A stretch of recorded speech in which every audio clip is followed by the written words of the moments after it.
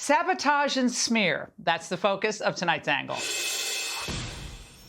Now, when the press kept catching LBJ falsely describing the true state of the Vietnam War effort, it became known as his credibility gap.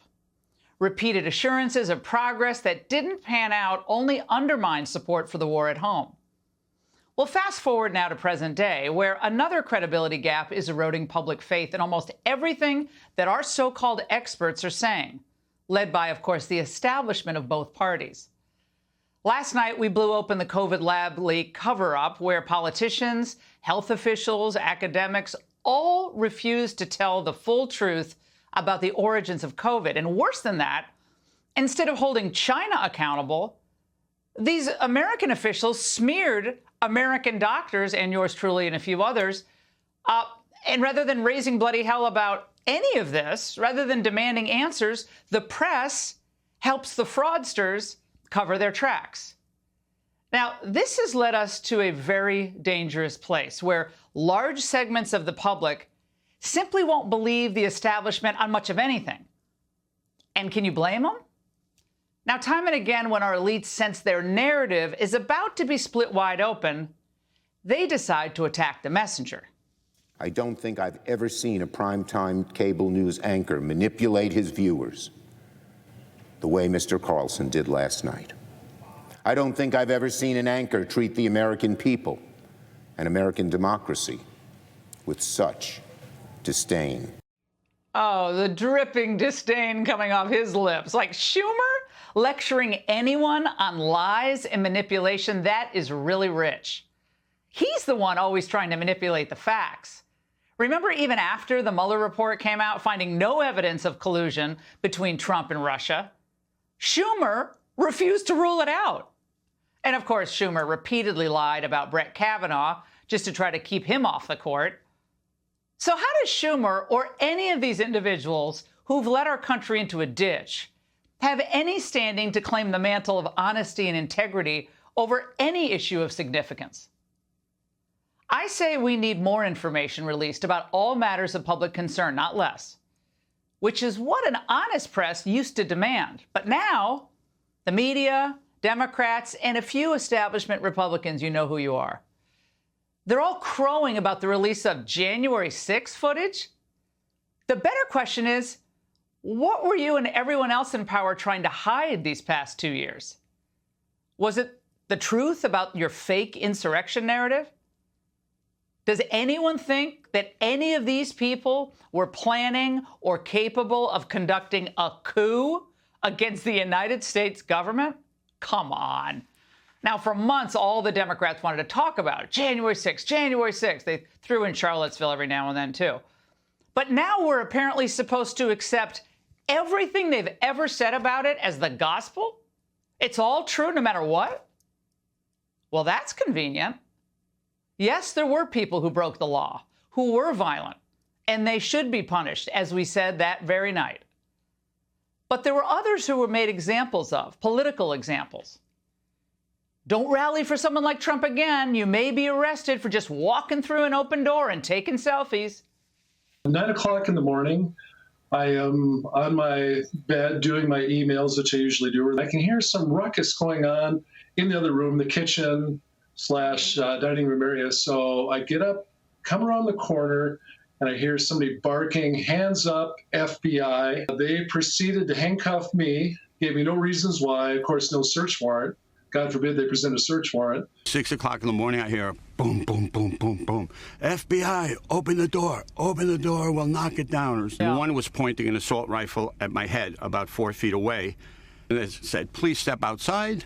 I stepped outside, they handcuffed me. I said, what is this about? And they said, search warrant. They never produced one, they never showed it. And why were the Capitol Police so unprepared? Now, Tucker Carlson spoke to Tariq Johnson, a former police officer who was on the front lines on the Capitol on January 6th. The frontline officers and supervisors were not prepared for that at all. I ran over to the Senate side to make sure those doors were locked. So I asked over the radio, and I say something to the effect that we need direction. We have hundreds of people inside of the building. What do you want us to do? We need some direction. I heard no response. No response. And why didn't the House and Senate leadership act on the intel agency's warnings before January 6th?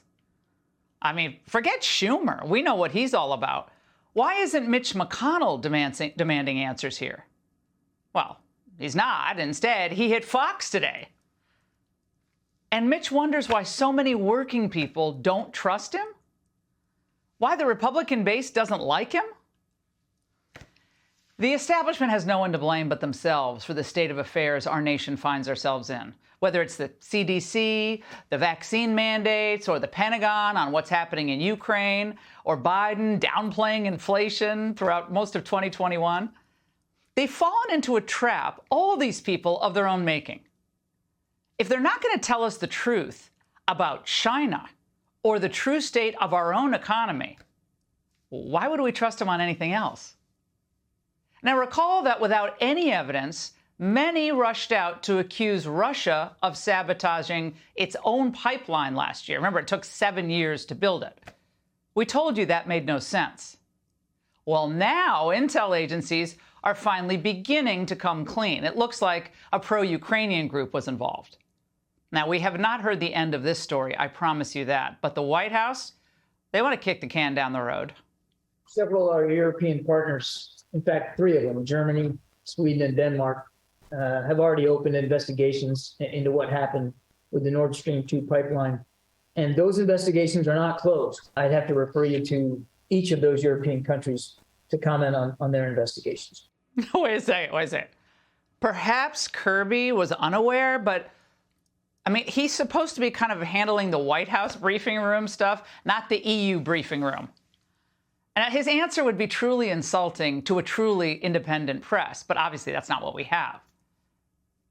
And again, LBJ's credibility gap destroyed his administration and caused Americans to lose faith in the Vietnam War. Today's establishment should also take heed. For the past 30 years, they've gotten the biggest issues wrong. From welcoming China into the WTO, to the Iraq War, to our open borders, to the COVID response, to the inflation explosion. Trump was making real progress across the board until the pandemic hit. And then the establishment tried everything to sabotage his agenda and smear him personally. So squandered credibility is very difficult to recover from.